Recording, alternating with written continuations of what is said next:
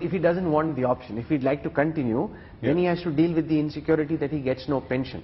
Because the one fear that a lot of people who are criticizing the scheme have is that the government is trying to cut, because of one rank, one pension, defense pension expenditure has gone up, and therefore you're basically hoping to cut pension bills over a period of time by creating this kind of a mechanism for recruitment. That is, I think, pure conjecture. I mean, you can look at, various, look at it from various prisms to, from financial angle and this angle and that angle. But I think the Raksha Mantri made it very clear that the government is not looking at it from the point of view of the financial aspect.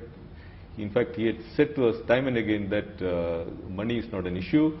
Whatever money you want for training, because at some point of time we envisage maybe 4 years, 5 years, 6 years down the line, our training infrastructure may have to improve or to increase in capacity.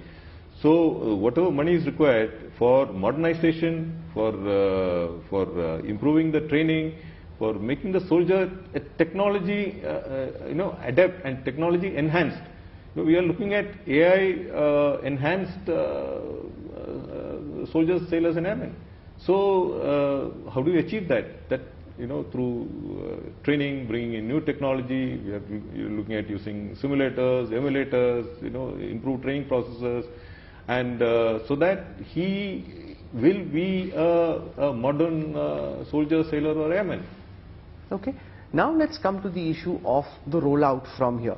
Do you think, to assuage people's concerns and to ensure a smooth rollout, maybe a pilot project might have been a better approach rather than going the whole hog? Why do you think this idea of going for mass transformation might be better than a limited rollout, just so that everybody is kind of comfortable with how the scheme is actually executed? See, I've been involved in the scheme for the last 2 years. It just so happened that I was the CISC and deputy to General Rawat, and that was the time this scheme was being thought of in the drawing board stage, and since then I'd been working on it for almost a year and a half. I went off for my Commander-in-Chief's tenure in between, and now I come back to see that the scheme had moved forward.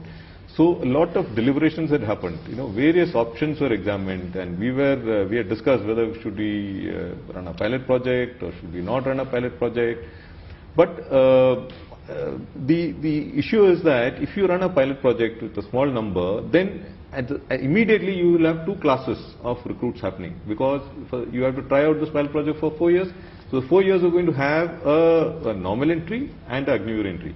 Now this was creating a lot of issues for us, because it leads to how will you adjust the seniority, how will you adjust the the issues of pay, the privileges and so on. So therefore we had to have a clean break and then move ahead. Otherwise we would have just gone into litigation and a lot of other challenges. Yeah.